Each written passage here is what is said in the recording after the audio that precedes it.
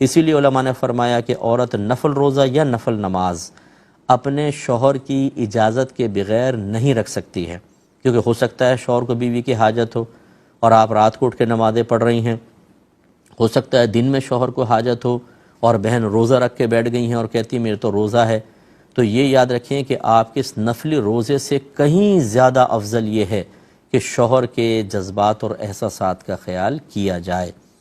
یہ بہنوں کو سمجھنا ہوگا، شیطان ایسے موقع پر انسان سے نیکی بظاہر نیکی کرواتا ہے، حقیقتاً گناہ میں مبتلا کروا دیتا ہے۔ کسی بہن کو کہے گا تم رات کو اٹھ کے نمازیں پڑھو، دن میں روزے رکھو، تمہارے درجے بہت بلند ہوں گے۔ اب اگر شوہر کہتا ہے کہ تم نہ نماز پڑھو، میں رات میں چاہتا ہوں ہم بات کریں، کچھ کریں، دن میں روزہ نہ رکھو، کوئی مسائل ہیں جو زوجین کے مابین ہیں، تو شیطان دل میں ڈالتا دیکھا نا تیرا شوہر نہیں چاہتا کہ تو نماز پڑھے، تو روزہ رکھے، وہ تجھے نیچا دیکھنا چاہتا ہے، ورنہ تو عبادت میں آگے نکل جائے گی، پھر وہ کرتی ہیں بدتمیزیاں، تو ایسی نماز اور روزہ بالکل ضائع ہو جائے گا، اس کا خیال کریں۔ اور شوہر کا حق عبادت کی ادائیگی سے بہت زیادہ افضل اور اولیٰ ہوتا ہے، بشرطے کہ فرض ادائیگی نہ ہو، جیسے ادا نماز ہے، اب اس میں شوہر چاہتا ہے کہ زوجہ میرے پاس بیٹھے اور نماز ہی قضا ہو جائے، یہ تو اطاعت نہیں کی جائے گی۔ اسی طرح شوہر چاہتا ہے کہ رمضان میں روزے نہ رکھے بیوی، فرض روزے، اور شاید مجھے حاجت ہو جائے، اس کا اعتبار نہیں کیا جائے گا۔ لہذا میں نے آپ کو پچھلے پروگرام کے لاسٹ میں سمجھانا چاہا تھا کہ نفلی روزے ہوں یا نفل نماز ہو یا یہی قضا کے روزے، رمضان کی قضا کے روزے، کیونکہ یہ ان میں تو کوئی وقت ہی نہیں ہوتا نا، جب کبھی آپ زندگی میں رکھ لیں، اس میں شوہر کی دلجوئی، اس کے جذبات، احساسات اور فیلنگز کا عورت کو خیال کرنا ہوگا۔ اگر نہیں کریں گی تو گناہ گار ہوں گی، اور ایسی عبادت یاد رکھیں مقبول نہیں ہوگی۔ حکم حدیث یہی ہے۔ اس سے ہماری وہ بہنیں درس حاصل کریں جو دن میں نفل روزے رکھ کر یا رات کو اٹھ کے نمازیں پڑھیں، اور شوہر کو حاجت ہے بیچارہ، وہ اس لیے نہیں بول پا رہا کہ یار میں بولوں گا تو یہ مجھے کہے گی کہ آپ میری عبادت کی راہ میں رکاوٹ بن رہے ہیں، تو وہ خاموش ہے، یا بول رہا ہے تو بیوی لڑ جھگڑ رہی ہے کہ آپ مجھے روزے سے روکنا چاہتے ہیں، آپ مجھے نماز سے روکنا چاہتے ہیں۔ یاد رکھیں ایسی بہنیں شدید گناہ گار ہیں، بلکہ میں یہ کہوں کہ گناہ کبیرہ کی مرتکبہ ہیں تو بے جانا ہوگا۔ اس لیے میں اپنی محترم بہنوں سے گزارش کرتا ہوں کہ ناراض ہوئے بغیر شیطان کی چالوں اور مکاریوں اور فریبوں کو سمجھیں۔ بعض اوقات وہ عبادت کے لالچ میں، یہ عبادت کے لبادے میں آپ کو تباہ کر رہا ہوتا ہے، گناہ کروا رہا ہوتا ہے۔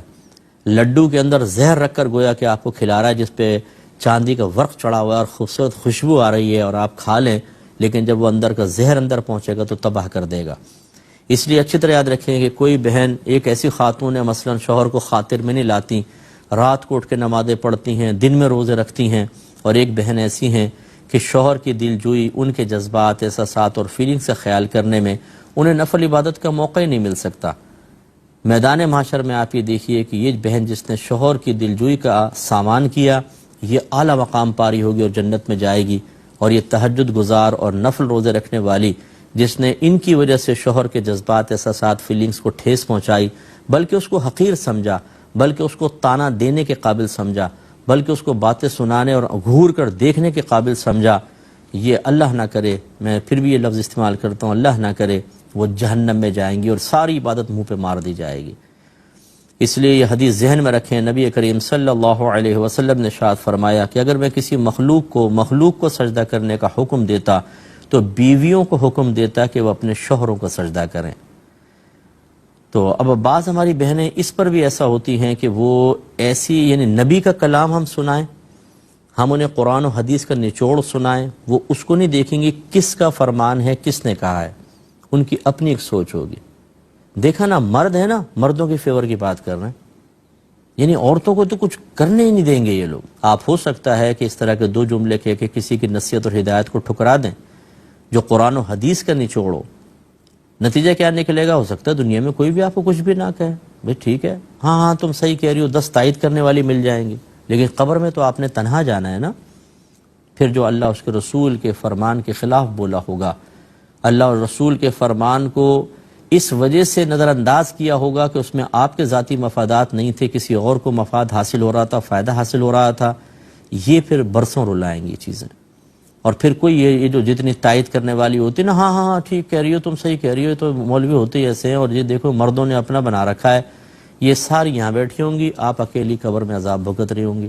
اگرچہ کچھ عرصے بعد یہ بھی آپ کے ساتھ شریک ہو سکتی ہیں، لیکن ایسا نہ کریں، اللہ اس کے رسول کے فرمان کو اچھی طرح سمجھیں۔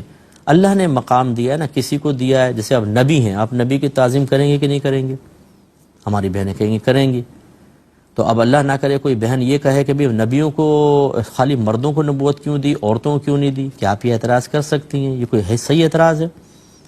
تو آپ نبی کا احترام کرتی ہیں، آپ صحابہ کا احترام کرتی ہیں، آپ اولیاء جو مرد ہیں ان کا احترام کرتی ہیں، کسی نہ کسی خاص وصف کی وجہ سے نا۔ نبی کا کیوں کرتی ہیں؟ اللہ نے ان کو نبوت کا وصف دیا۔ اس کا مطلب ہے کہ وہ ایک مرد ہیں، لیکن پھر بھی آپ اس لیے تعظیم کر رہی ہیں کہ نہیں اللہ تعالیٰ نے ان کو ایک دیا، مقام ہے، مرتبہ ہے۔ ایسی صحابہ، ایسی اولیاء کرام، ایسی آپ کے اگر کوئی پیر و مرشد ہیں اور بعمل ہیں، آپ ان کی تعظیم کر رہی ہیں۔ کیوں کر رہی ہیں؟ اس لیے کہ اللہ نے ان کو مقام مرتبہ دیا ہے۔ بس یہی میں آپ کو سمجھانا چاہ رہا ہوں کہ شوہر کی بھی آپ کو تعظیم کرنی ہوگی اور ان کے جذبات و احساسات کا خیال کرنا ہوگا۔ کیوں؟ اس لیے کہ وہ مرد ہے؟ کیوں؟ اس لیے کہ وہ آپ کا شوہر ہے؟ نہیں، اس لیے کہ اللہ نے اس کو آپ سے اونچا ایک مقام دیا ہے۔ شوہر عورتوں سے زیادہ مقام رکھنے والے ہیں، اور جس طرح آپ یہ نہیں اعتراض کر سکتی کہ ان نبی کو نبوت کیوں دی، مجھے کیوں نہیں دے دی، اس صحابی کو صحابیت کیوں ملی، مجھے کیوں نہیں ملی، ان ولی کو ولایت کیوں مل گئی، مجھے کیوں نہیں ملی، اس پر آپ بالکل راضی رہتی ہیں۔ ایسے ہی اس پر بھی اعتراض کا حق حاصل نہیں کہ عورتوں کو محکومہ کیوں بنایا، مرد کو حاکم کیوں۔ یہ اللہ کی تقسیم ہے، اللہ تعالیٰ بہتر جانتا ہے کس کو کیا چیز دینی ہے کیا نہیں، ہم اس کے بندے ہیں۔ اب بعض چیزوں میں دیکھیں عورتیں مردوں سے زیادہ مطلب مقام و مرتبہ رکھتی ہیں کئی چیزوں کے اندر، تو اب یہ تو نہیں ہے کہ مرد اس پر اعتراض کرے، وہ غلط ہوگا۔ یعنی ماں کا دیکھیں، نبی کریم صلی اللہ علیہ وسلم سے ایک صحابی نے پوچھا، یا رسول اللہ صلی اللہ علیہ وسلم، مجھ پہ سب سے زیادہ حق کس کا ہے؟ فرمایا آپ کی والدہ کا۔ عرض کی اس کے بعد؟ فرمایا آپ کی والدہ کا۔ کہا پھر؟ فرمایا آپ کی والدہ کا۔ کہا اس کے بعد؟ فرمایا آپ کے والد کا۔ اب دیکھیں ماں کو حق کے اعتبار سے باپ سے 3 گنا زیادہ رکھا ہے، لیکن جب اسی ماں اور باپ کو سامنے رکھے تو حق کے اعتبار سے شوہر کو بیوی پہ غلبہ دیا ہے۔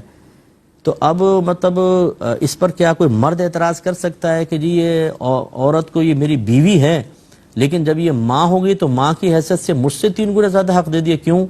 غلط اعتراض ہے، کریں گے تو قابل گرفت ہوں گے۔ اس لیے میں اپنی بہنوں سے گزارش کرتا ہوں، اپنے شوہروں کا احترام کریں، ادب کریں، اور نفل روزہ، نفل نماز ان کی اجازت کے بغیر ہرگز نہ کریں۔ اسی طریقے سے عمرہ جو ہے یہ ایک نفلی عبادت ہے، یاد رکھیں، یہ کوئی فرض اور واجب نہیں ہے۔ شوہر اجازت نہ دے آپ عمرہ نہیں کر سکتی ہیں، اسے ناراض کر کے جائیں گی، ہر قدم پہ گناہ گار ہوں گی، اور یہ عمرہ آپ کے منہ پر مار دیا جائے گا۔ اسی طرح نفلی حج، فرض حج ہو اس میں شوہر اگر منع کرے اطاعت نہیں ہوگی، کیونکہ وہ تو اللہ کا حکم غالب ہے۔ کوئی اور محرم ہے آپ کا، جیسے بھائی ہیں یا مطلب بھانجا ہے، بھتیجا ہے، اور آپ حج کرنا چاہتی ہیں اور فرض حج کرنا چاہتی ہیں، شوہر منع کرے، تو اس میں یہ حدیث کار فرما ہوگی، نبی کریم صلی اللہ علیہ وسلم نے فرمایا کہ خالق کی معصیت میں، یعنی اللہ کی نافرمانی میں کسی مخلوق کی اطاعت جائز نہیں ہے، تو پھر تو آپ جا سکتی ہیں۔ لیکن جب وہ حج نفلی ہو تو اب شوہر کی اطاعت لازم ہوگی، حتیٰ کہ جب یہ بڑی راتیں آتی ہیں، شعبان کی رات ہے اور رجب کی رات ہے، لیلۃ القدر، حتیٰ کہ رمضان کی، اس میں جو جاگنا ہے، عبادات ہیں، یہ نفل عبادت ہے، کوئی فرض واجب تو نہیں ہے۔ چنانچہ اس میں بھی اگر شوہر آپ کو منع کرے گا تو شوہر کی اطاعت لازم ہوگی۔ اس سے ہماری وہ بہنیں بھی ذرا درس حاصل کریں بغیر ناراض ہوئے کہ میلاد کے مہینے میں یہ بعض اوقات ایسی بہنیں ہوتی ہیں، بعض بغیر شوہر کی اجازت کے نکل جاتی ہیں۔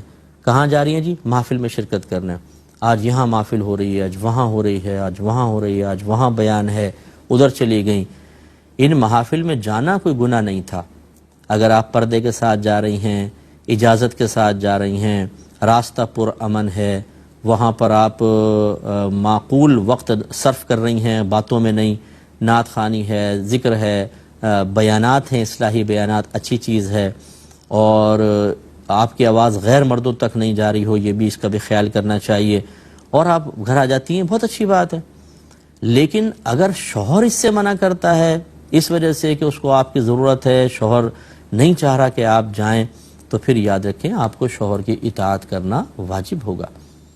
لیکن کتنے مجھے ایسے شوہر ملے، خصوصاً میں UK گیا ایک دفعہ، تو ایک شوہر بتا رہے تھے کہ جی کیا کریں، بچوں کو میرے پاس چھوڑ جاتی ہے بیوی، اور اس ربیع الاول کے مہینے میں سارا دن وہ باہر رہتی ہے اور رات کو بہت لیٹ پہنچتی ہے کہ جی ہمارے مختلف پروگرام ہوتے ہیں، اس لیے اس ایک مہینے میں تو آپ کو بچے سنبھالیں۔ اب اگر شوہر خوش دلی سے خود اجازت دے تو کوئی حرج نہیں ہے، لیکن شوہر بیچارہ پریشان بیٹھا ہوا گھر میں، بچے سنبھالنا یہ تو بڑا مشکل کام ہے مردوں کے لیے۔ یہ تو ہماری بہنوں کی ہمت ہے واقعی جو بچوں کو سنبھالتی ہیں، اور وہ بہن باہر جا رہی ہیں اور یہ سمجھ رہی ہیں کہ میں تو سرکار کا ذکر کر رہی ہوں، میں نعت خوانی میں شرکت کر رہی ہوں، مجھے بہت زیادہ اجر ملے گا۔ جی اجر اس میں ہے، لیکن جب شوہر راضی ہو۔ شوہر اگر آپ کو معقول وجوہات کی بنا پر روک رہا ہے تو آپ کو ان کی اطاعت کرنی چاہیے۔ یہ ہمیشہ چیزیں یاد رکھیں۔ بعض اوقات ہم اب وہ جیسے میں نے آپ کو بتایا کہ شوہر اگر نفل نماز سے روکے، نفل روزے سے، تو فوراً تانا زنی، ایموشنلی بلیک میلنگ جس کو آپ کہتے ہیں، آپ مجھے اللہ کی عبادت سے روک رہے ہیں، آپ مجھے عمرے سے روک رہے ہیں، میں خانہ خدا پہ جانا چاہتی ہوں، روضہ رسول پہ، آپ مجھے روک رہے ہیں۔ شوہر ڈر کے اچھا بھائی نہیں روک رہا، جاؤ چلی جاؤ۔ اسی طرح یہاں پر بھی بعض اوقات اس طرح کے الفاظ، ارے ہم تو اللہ کے رسول کے ذکر میں جا رہے ہیں، آپ میلاد کی محفل سے روک رہے ہیں، یہ چیز صحیح نہیں ہوتی۔ آپ اس کو بنیاد نہ بنائیں۔ جس نبی کی میلاد کی محفل میں آپ جا رہے ہیں نا، اسی نبی نے آپ کے شوہر کو یہ حق دیا ہے۔ اگر آپ نبی کی محبت میں وہاں جا رہی ہیں تو نبی کی محبت کا تقاضا یہ نہیں ہے کہ آپ نبی کے حکم کو ایک طرف پھینک دیں اور کہیں کہ جی ہم تو بس یہ کریں گے، جس کو میں اکثر سمجھاتا ہوں کہ آپ ماں سے محبت کا دعویٰ کریں، امی آپ سے بڑی محبت ہے، اور ماں بیچاری حکم دے تو آپ کہنا کوئی بھی نہ مانے، اب اس کا دل بھی ٹوٹ رہا ہے، اس کی دل آزاری ہو رہی ہے، وہ پریشان ہے، حکم ایک نہ مانے اور پھر کہیں کہ آپ سے محبت بہت، اور سب لوگوں کو جا کر کہیں میں اپنی ماں سے بڑی محبت کرتی ہوں۔ تو بھئی یہ محبت کرنا، اس کی سب سے بڑی علامت یہ تھی کہ آپ امی کا کہنا مانتی۔ تو اب جب نبی کی محبت میں آپ گھر سے باہر نکل رہے ہیں تو اس محبت کا سب سے بڑا تقاضا یہ ہے کہ اس نبی کا حکم مانا جائے، اور وہ نبی یہ کہہ رہے ہیں کہ شوہر کی اطاعت کریں۔ اس لیے ہماری بہنوں کو سوچنا چاہیے۔ اچھا ضمناً میں یہ بات بھی ذکر کر دیتا ہوں، جو شوہر حضرات ہمیں سن رہے ہیں، کہ بعض اوقات بعض شوہر حضرات بھی ضد باندھ لیتے ہیں، نہیں کرنے دوں گا، نہیں کرنے دوں گا۔ یہ رویہ بھی غلط نہیں۔ اگر آپ کو حاجت نہیں ہے، اگر آپ سیلف کنٹرول کر سکتے ہیں، اگر آپ تھوڑی بہت قربانی سیکریفائس کر سکتے ہیں تو بہنوں کو کرنے دیں۔ اگر وہ نفل نماز پڑھ رہی ہے، کبھی کبھار نفل روزہ رکھنے دیں ان کو، ایک ہفتے میں، 15 دن میں۔ کبھی ایسا بھی ہوتا ہے شوہر کو کوئی حاجت نہیں ہوتی، سارا دن وہ اپنے بستر میں پڑے ہوئے خبریں دیکھ رہے ہیں سب کچھ، لیکن تم روزہ نہیں رکھ سکتی ہو، شاید مجھے کوئی حاجت ہو۔ یہ رویہ بھی ٹھیک نہیں ہے۔ اگر ربیع الاول کا مہینہ آیا، بہنیں کہیں باپردہ طریقے سے آپ کی اجازت سے جانا چاہتی ہیں ذکر رسول کی محفل میں، اور ہم ضد بنا لیں۔ یہ میں نے اس لیے فوراً وضاحت کی ہے کہ بہت سے شوہر میرے اس بیان کے کلپ کو لے کر اپنی زوجوں کو دکھائیں گے، دیکھو نبی مفتی صاحب کیا فرما رہے ہیں، اور پھر ان کو ٹارچر کرنا۔ تو یہ بھی نہ کریں آپ۔ اگر آپ کو حاجت نہیں ہے، کوئی بہن جا کے اچھا ہی کام کر رہی ہے نا، آپ کے لیے ثواب جاریہ ہوگا۔ کتنی خواتین ایسی ہیں جو گھر سے باہر نکل کے آوارہ گردیاں کر رہی ہیں، غلط قسم کے کام کر رہی ہیں۔ میں تو روزمرہ یہ معاملات ہیں ہمارے سامنے آتے ہیں، گھر کے شوہر اپنی بیویوں کے معاملات ذکر کرتے ہیں، خود عورتیں بعض اوقات مختلف گناہ کر کے وہ ندامت محسوس کرتی ہیں، وہ ہم سے کہتی ہیں۔ تو ایسے شوہروں کو سوچنا چاہیے آپ کی بیوی کوئی غلط کام تو نہیں کر رہی، اللہ رسول کا کام کر رہی ہے، ماشاءاللہ اچھی محفل میں جا رہی ہے، آپ خوش دلی سے اجازت دے دیں۔ تو دونوں طرف سے یعنی معتدل معاملہ، بیلنس معاملہ ہو تو بہت ہی بیسٹ ہے۔ نہ شوہر اس کو آنا کا مسئلہ بنا کے کہ میں نے ضدی باندھ لیے تمہیں جانے نہیں دینا، نہ عورت یہ کہ میں نے تو جانا ہی ہے چاہے تم ناراض ہو جاؤ۔ دونوں جانب سے اس طرح کے معاملے کرنے میں گڑبڑ کا اندیشہ ہے، گناہگار ہونے کا اندیشہ ہے، اور اللہ کی رحمتوں اور برکتوں کے نزول میں کمی کا اندیشہ ہے، شدید خوف ہے۔ اس لیے پیار محبت کا ماحول بنا کے چلیں۔ لیکن بہرحال ہماری والدہ سیدہ عائشہ صدیقہ رضی اللہ تعالی عنہا کے اس طرز عمل سے ہماری بہنیں ذرا سیکھیں اور اپنے شوہر کے جذبات و احساسات کا زیادہ خیال رکھیں۔